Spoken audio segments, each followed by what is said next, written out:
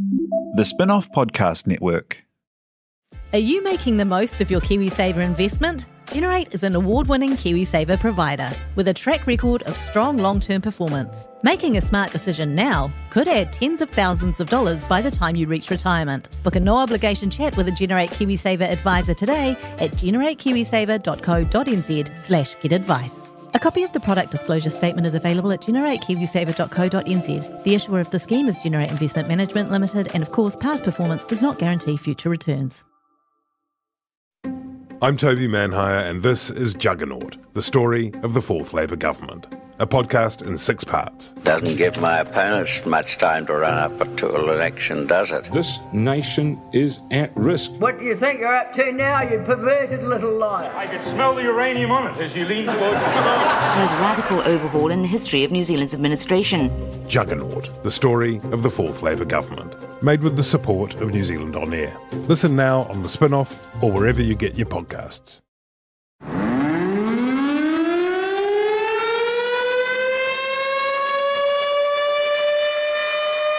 This is the Spinoff podcast division and an emergency edition of Gone by Lunchtime.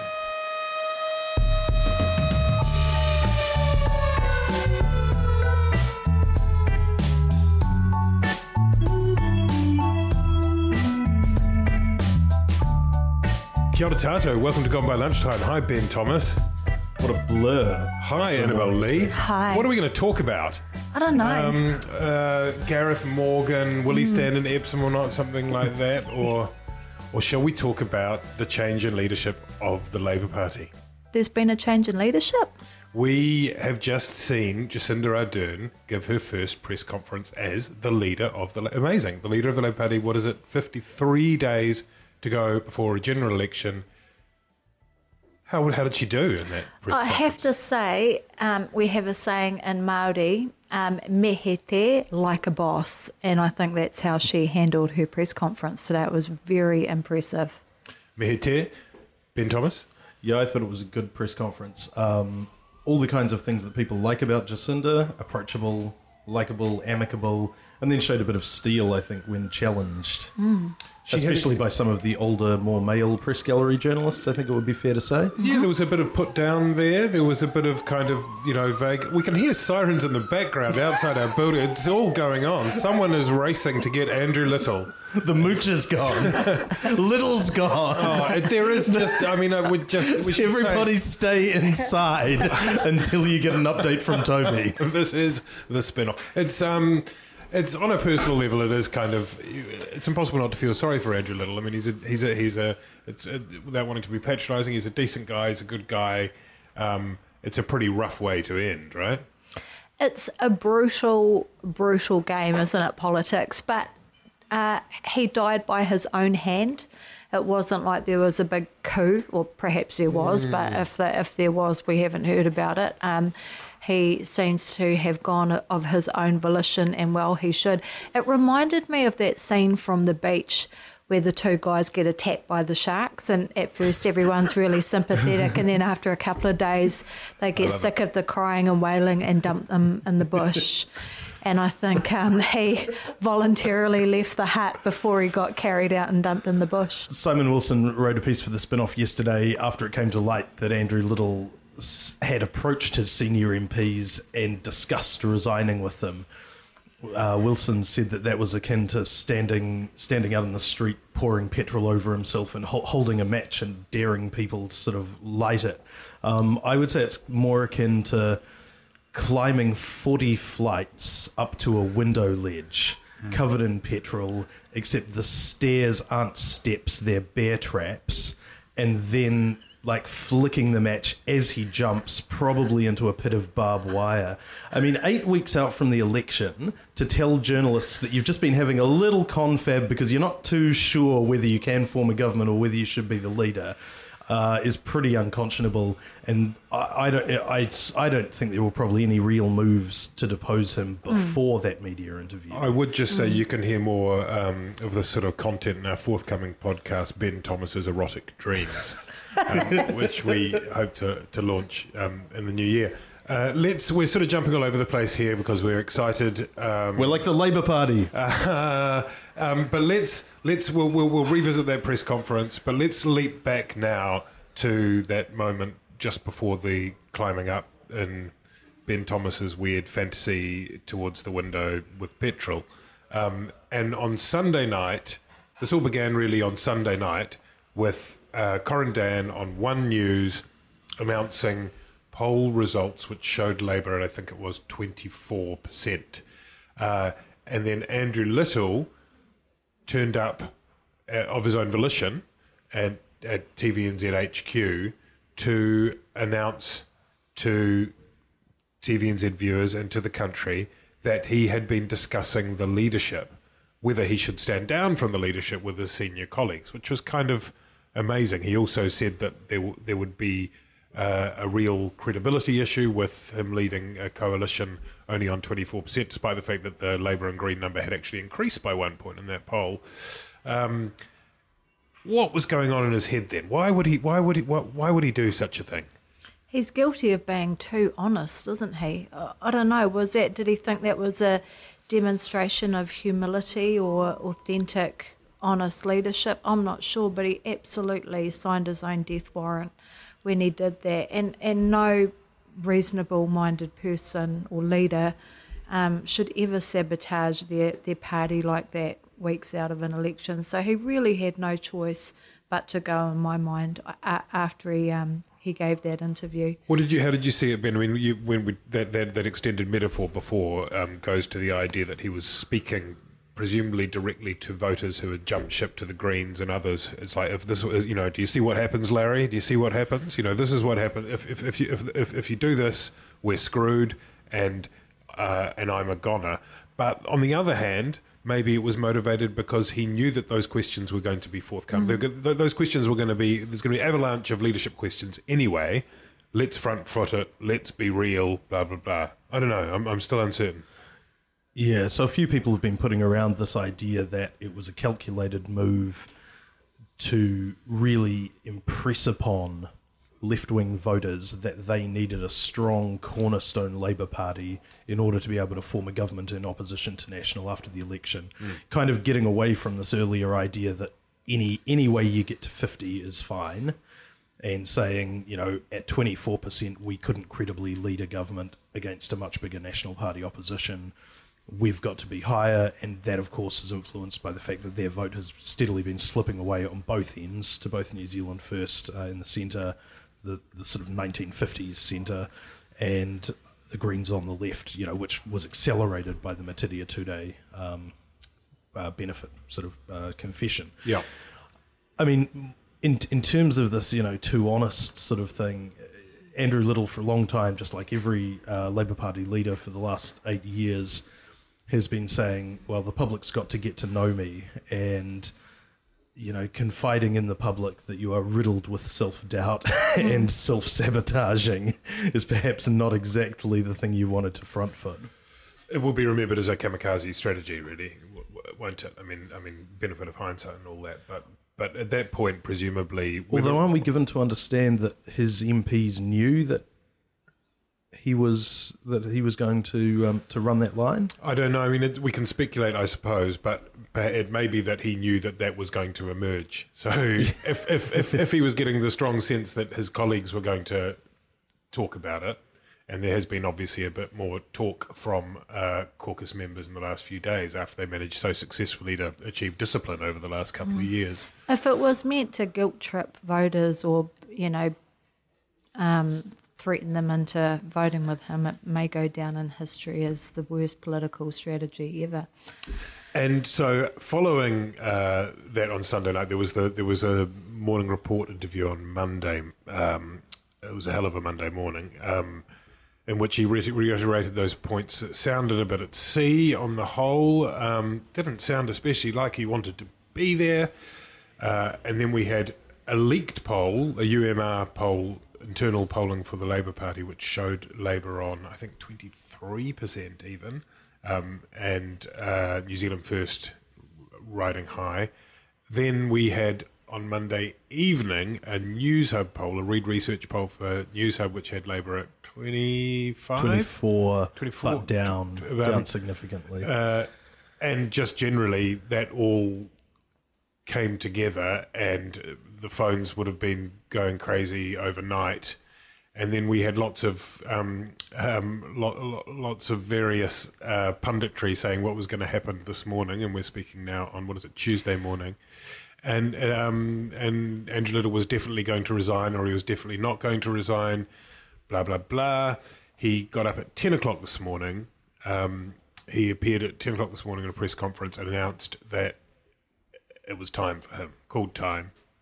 Then what happened? Caucus. And Jacinda Ardern and Kelvin Davis elected unopposed as the new leadership team. Was that the only option that was open to them, do you reckon, Annabelle?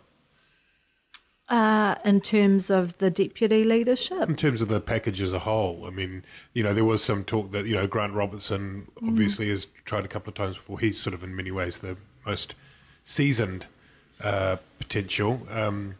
Well, interestingly, in the press conference, it was pointed out that Robertson had, in fact, nominated Davis for the deputy leadership. And Andrew Little had nominated Jacinda as well. And Andrew had nominated Jacinda. I think, obviously, as a Māori, this is a triumph for Māori to finally have a Māori in a leadership position within the Labour Party. So I think it's a good choice, but also I think it helps, it will really be beneficial for the Labour Party candidates standing in the Māori seats, because the narrative that the Māori Party have been running very effectively is that Māori MPs have no mana within Labour, and Andrew didn't help that narrative by continually cutting down ideas that were floated, such as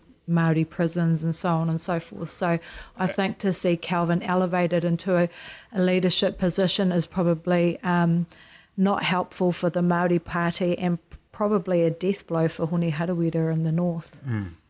And even though Kelvin Davis will now almost certainly have to go to number 2 on the list, I think, under the party rules, whereas at the moment he's not on the list at all, right? That's right. Because there was that slightly puzzling at the time decision made by all the incumbent Māori candidates, Labour Māori candidates, Māori seats, not to go on the list. Just one more thing. In the weekend, we obtained a internal Labour survey of the Waiariki electorate, which was shared with us probably because it showed that Tamati coffee was in 1% of Te Ururo Flavel. But for me, what I thought was most interesting about that poll, and again it was commissioned by Labour, is that it had Labour on about 19% for the party vote, which is, really not a good look in the disaster zone, and New Zealand First on 25% in Waiariki. Amazing. And but the Māori Party have already issued a statement in quick time trying to chuck a fig leaf towards Labour, saying now that there's the new leadership. Or an olive branch? Can someone Google fig leaf versus olive branch? Is it that for covering up your nudie bits? Yeah, a fig leaf is kind of like it's sort of like a Trojan horse, which is probably more apt. No, in you're election right. year. No, I mean an olive branch then. A fig branch. A fig branch. A fig branch. But in a way, you're right. They'll be they'll be freaking out a bit, because if Kelvin Davis, who was seen speaking impressively in Reo during that press conference, can harness a lot of that energy, then maybe Labour could, as Willie Jackson was suggesting over the weekend anyway, could clean sweep those Māori seats. Well, really, Labour's only success story in the last election was taking back 6 of those Māori seats, and then the list that came out, I think most Māori were disappointed by the lack of Māori in the top 15.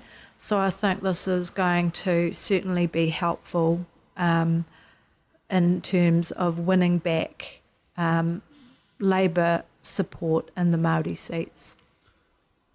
Yeah, I mean, this is the best combination they could have come up with by quite a long way. When you look at sort of public appeal, Jacinda Ardern and Kelvin Davis are like right at the top in terms of both name recognition and in terms of likability, which is what Little always struggled with. You know, as you were saying earlier, you know, Little is a great guy. You know, he's got great integrity. He's a very smart operator. He really unified the caucus, and that discipline, I think, came through in the way that this was handled publicly, where in fact it was actually, again, all of Little's own work that undermined him, not this kind of creaking, leaky caucus like it's been in the past. And in a way, his demise is a testament to his success. Right, so you're saying that, I mean, just briefly on that, because I was going to get to that, his legacy does have something worth praising in it, you're suggesting, in terms of the discipline and in terms of the, I don't know. Yeah, I mean, Little is an organiser and he organised that party. What he couldn't do was break through with the public. And it took me a long time to realise that wasn't going to happen, you know, as a kind of pundit. You know, you sort of think people, you know, the public will come around to my predictions. And I thought, you know, people will realise he's a good guy who, you know, stands on his word. Yeah. And it just never happened. He was sort of the opposite of John Key in terms of Teflon, in that he just wouldn't stick to anything. Or he wouldn't stick to everything? Maybe he would. I mean, I don't want to get all fig leaf olive branch on you, but surely the point of Teflon is not to stick to things. No. Can we cut out my explanation of the metaphor? But it's going to be Don't cut like this out. This is good. This is good. You know, like you throw stuff at the wall to see if it sticks, and if it all slides off, that's a failure. Okay. Like this metaphor. Okay. Yeah. Okay. I think save us, Annabelle. Before Little, Labour was seen to be undisciplined, in disarray.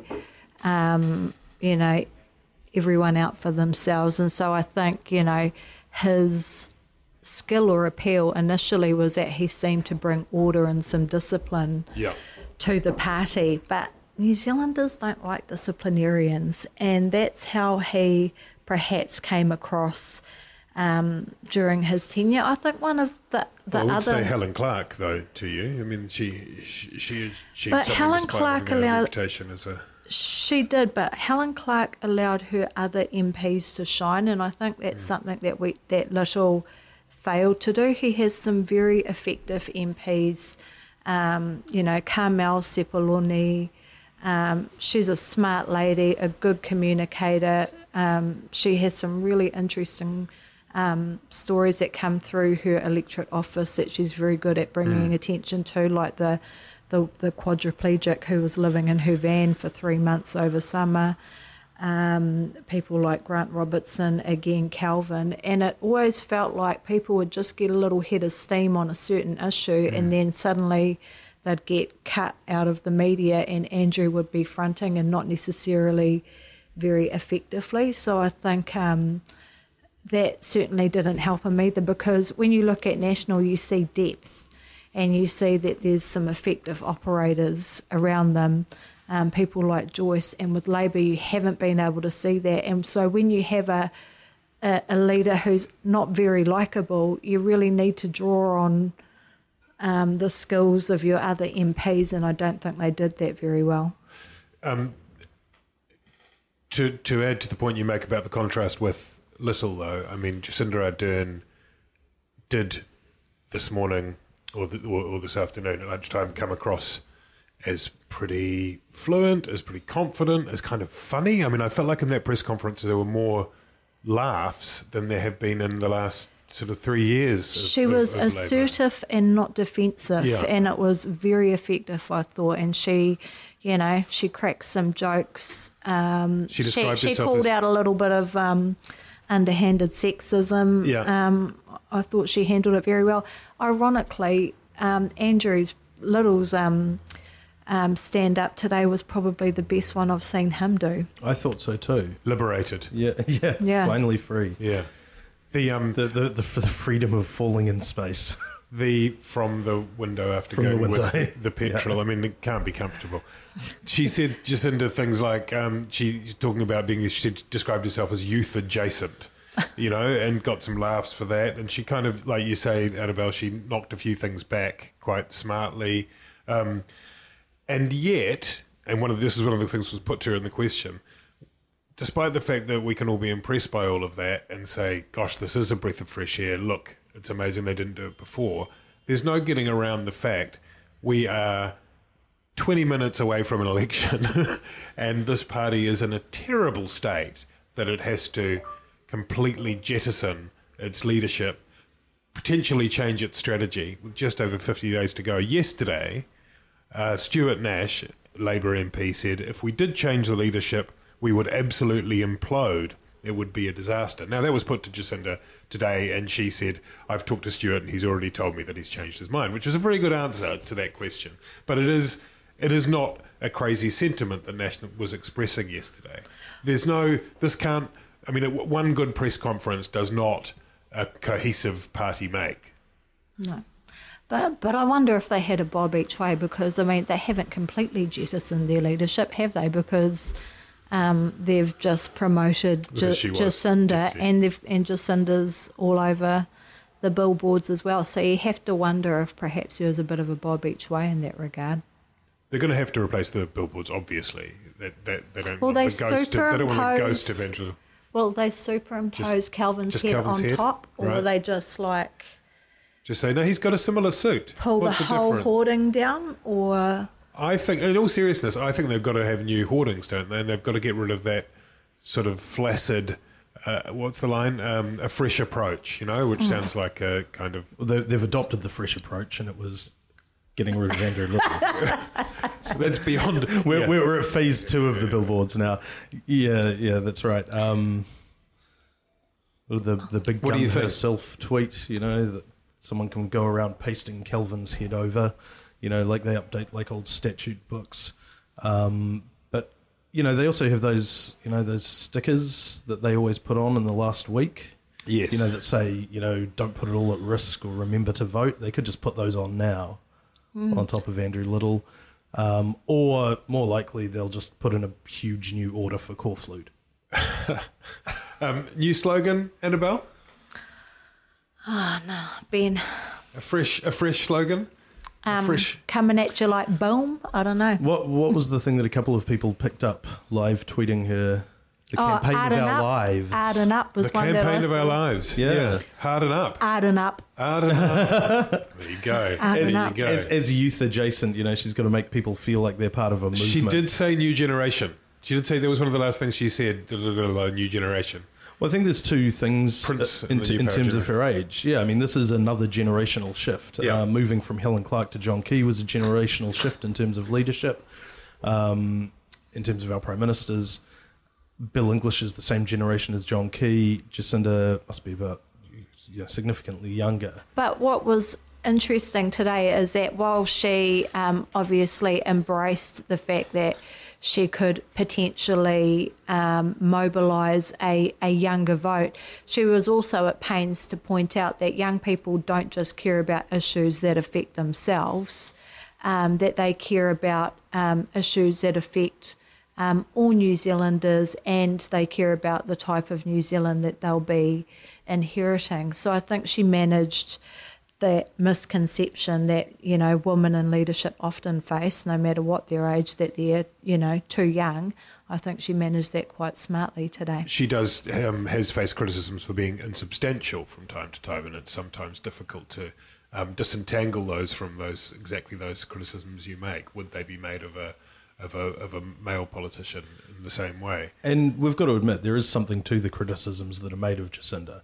So the first one is that she lacks policy rigor, and what's usually wheeled out as evidence for that is there was a cross-party group. Kevin Haig, Nikki Kay, and Jacinda Ardern were working on same-sex adoption reform to draft legislation along those lines. Jacinda broke from the group and introduced her own members' bill, which didn't actually have a bill in it. It just instructed the Law Commission to write new legislation. Okay. And I'm not sure that delegating Parliament's powers to Wayne Mapp is necessarily policy heft. The other criticism that's made is that she hasn't landed a lot of blows on the government in eight and a half, almost 9 years of opposition now. I think that's probably also a fair comment. She didn't really get near Paula Bennett when she was in social development. She hasn't landed a lot of hits in justice either. She's not really a natural attack politician. I mean, there haven't been a lot of hits landed full stop by the opposition Labour Party, Kelvin Davis being a notable exception to that. I mean, the one thing I would say... If you look at a guy like, say, for instance, you know, some people might have thought Phil Twyford has been particularly effective on the housing issue, and there was a sort of suggestion last night that you know, Phil Twyford might be in the mix, Grant Robertson might be in the mix, and I'm no identity politics kind of advocate, but you know, I think it is good that they've broken from this kind of clone army of indistinguishable sort of revolving door leaders that you can get confused about. Gough, Shearer, Cunliffe, Little, and it is good to see a woman leading a major party and a Māori deputy leader, and someone who's, you know, been polling in the preferred PM numbers. I mean, if she can scoop up Little's numbers, she's on a sort of 6-ish% in the preferred Prime Minister. Little has been on 5-ish. If she zooms up to 11, and if they zoom up to what? I mean, what would it take for us to suddenly go, holy shit, this was a serious game changer, it's all on? I mean, if Labour were to zoom up to 27, 28, Jacinda to 11 or 12 in the preferred Prime Minister's stakes, what will success be measured on in the short term, do you reckon? Well, she can't do any worse than what they were heading towards. So you say that? I highly doubt that they could do worse. So I think any improvement will be better. But I also think in terms of Labour's long-term strategy, should she lose, and let's be honest, you know, the polls haven't been great for Labour, I don't think you can just have another change of leadership. They have to be prepared to invest this time. I think with Andrew, it would have been very difficult to keep him on after the election if he had led them to failure. I think that's probably something that Jacinda has in her favour, that, you know, potentially they could lose this one, and that won't necessarily be a bad thing for her leadership. And then they have the next 3 years to rebuild. Ben Thomas. I don't think the only question around that is the incredible reticence that Jacinda has publicly had to being first deputy earlier in the year, saying that she had plans to start a family, so certainly didn't want the responsibility of being deputy. And then it was only a few weeks ago, gave quite a long interview to Next magazine about how anxious and worried politics made her and how she would never want to be Prime Minister. She has adopted an extremely anti-lean-in approach to her political career, which has worked incredibly well. But it's been more than just the typical "I'm very happy as the Member of Parliament for Mount Albert," hasn't it? I've personally been persuaded that she genuinely wasn't gunning for that top job. Maybe I'm just naive, but I think too, like, because of the way Labour's been, you know, such a you know, python pit in the last few years in terms of leadership and leadership ambitions, for her to come across as ambitious would have been bad for her and bad for the Labour Party in general. So I don't know if perhaps she was overstating her lack of ambition, but obviously she's stepped up when it was thrust upon her. She also said, very much thrust, sort of like, you know, those kind of ceremonial god kings who are kind of, you know, dressed in fine robes and then taken up to the top of a volcano or something. We're going back to the Ben Thomas's forthcoming podcast. Carry on. Is everyone sort of greased up? And is it togas? Is it togas? But what I mean is that it's, I can't think of a more reluctant major party leader or any party leader. Even this morning she was saying that she would not challenge for the leadership. She would take it if Andrew Little stepped down. And that's important, at least in cosmetic terms, isn't it? That she's not seen, she doesn't want to be seen wielding a knife. And especially as a, air quotes, younger woman. Yeah. Because, it's sort of frowned upon. Plays into all those things we were talking about before. But now that it has happened, it sort of seems like it. Of course, it had to happen in a way, I mean, to sort of state the dumb and obvious, and I don't know. Could we be, just to finish? I'd be interested to know from both of you whether or not you think, in this crazy game of punditry, whether or not you think that this could turn things around. Is it still on? And we've got all sorts of variables. We've got Winston Peters sitting there who may not be super enthusiastic to endorse a novice leader as Prime Minister.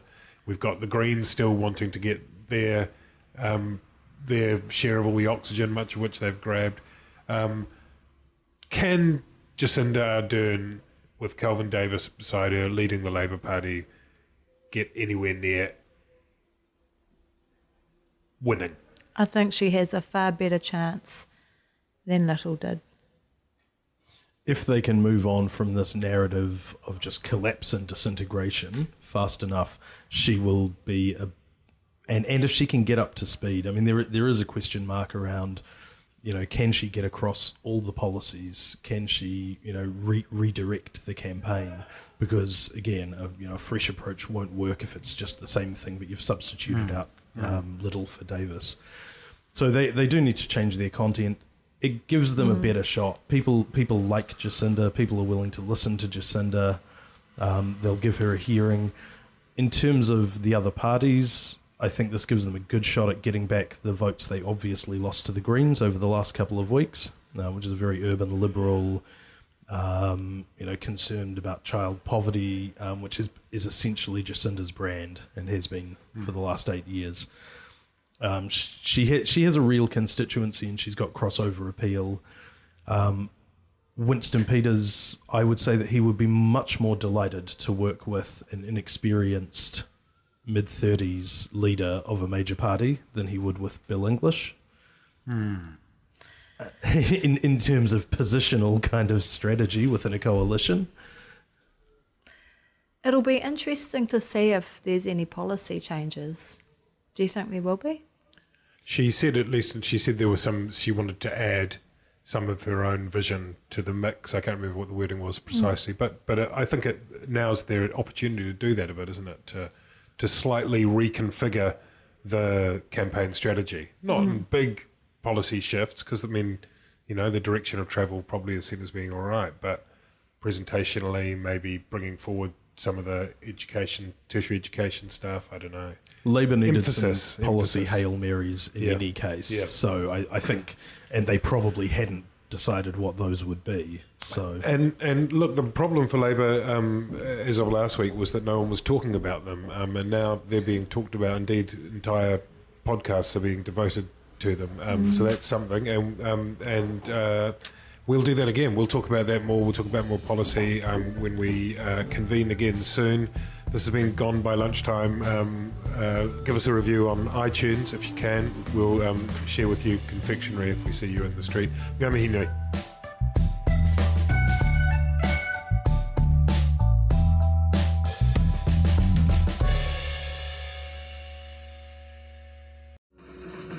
Are you curious about how business can be better? I'm Simon Pound, and I host Business is Boring, a podcast where I kōrero with some of the most interesting people in entrepreneurship, commerce, and making things happen. Tune in to Business is Boring every Tuesday, brought to you by the Spinoff Podcast Network in partnership with Spark Business Lab. Kia ora, I'm Alex Casey, Senior Writer at the Spinoff. We wouldn't exist without the ongoing support of our generous members. If you're able to, you can make a donation at thespinoff.co.nz/donate. The Spinoff Podcast Network.